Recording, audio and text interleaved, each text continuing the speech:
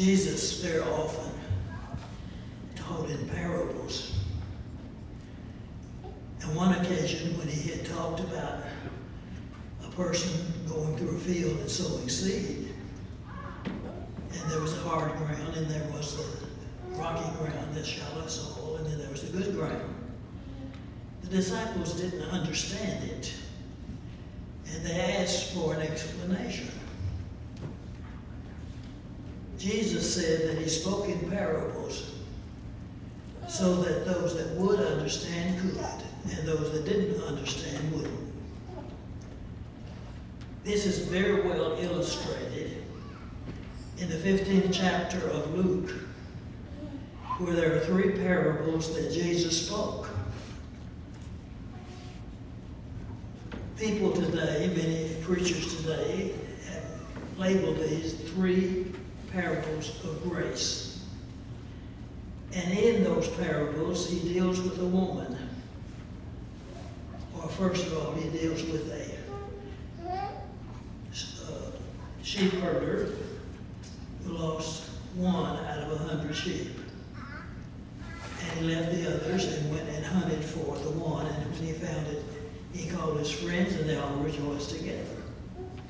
Then he spoke of a woman who had silver coins, and she lost 1 of them. She had 10. We're made to understand that these probably were her dowry that she wore around her head on a string. But she lost 1, and she went searching for it. She swept the floor. Not only that, she took a light and searched everywhere for them. And when she found it, she called in her neighbors and rejoiced.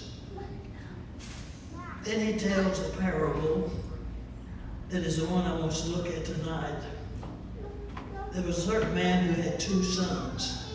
And very often we talk much about the older son, the younger son, the prodigal son, and what he wanted, and forget about the other son, who's the older son. But he had 2 sons. And the younger one said, "Father, give me the portion of goods that falls to me." And so he gave his son his inheritance. And after many days, the younger son gathered them all together. He journeyed to a distant country. There he wasted his possessions with prodigal living. He threw it away. But when he had spent all of it, there arose a severe famine in the land, and he began to be in want. He joined himself to the citizens of that country, sent them into the field to feed swine, which was a despicable occupation for a Jew. And he, as hungry as he was, he would try to eat the food that the pigs ate. But no one took compassion on him. And after a few days, he thought to himself, "How many of my father's hired servants have bread enough and to spare, and I perish here with hunger? I'll arise and I'll go to my father, and I'll say to him, Father, I have sinned against heaven and before you. I'm no longer worthy to be called your son. Make me like one of your hired servants." He arose and he came to his father, but when he was still a great way off, his father saw him, had compassion, and ran and fell on his neck and he kissed him. And the son said to him, "Father, I've sinned against heaven and in your sight. I'm no longer worthy to be called your son." But the father said to his servants, "Bring out the best robe, and put it on him, and put a ring on his hand and the sandals on his feet.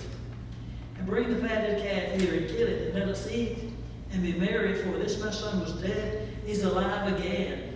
He was lost, he's found." And they began to be merry. That's the story of the first son.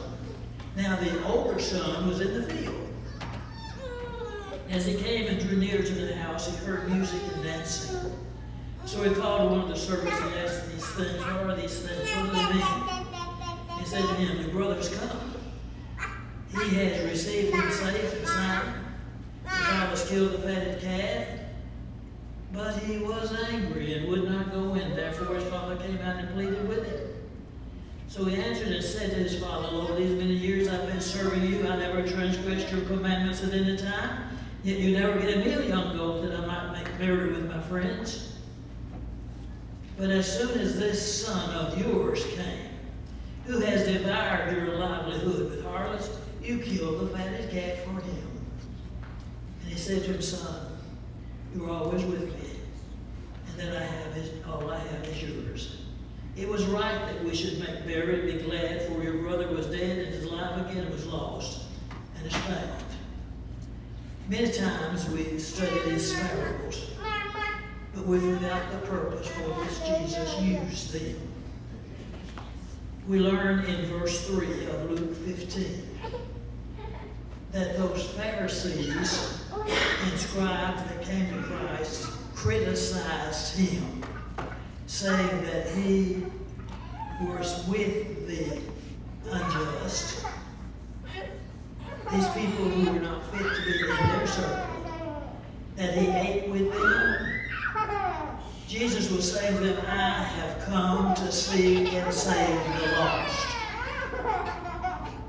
And then he talks about 3 lost things that they would not question at all about.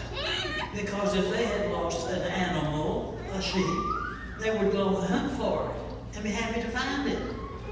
If they were a married woman and she lost part of her dowry and one of her silver trinkets, they would be glad to say, yes, she did the right thing.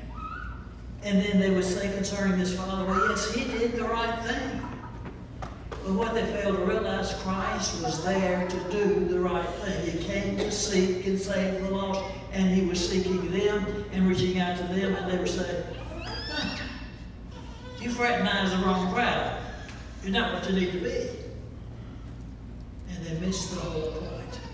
Jesus spoke in parables for those who could understand, to understand. The same thing is true with preaching today. There are many who hear sermons, but they don't apply the principle of the sermon to themselves. But they wonder, why did he preach that lesson? I got nothing out of it. It didn't apply to me. When in fact, if they'd look deeper, they would realize that Jesus came to save all people. And all men are sinners. They need to repent. They need to come to Christ and obey the gospel.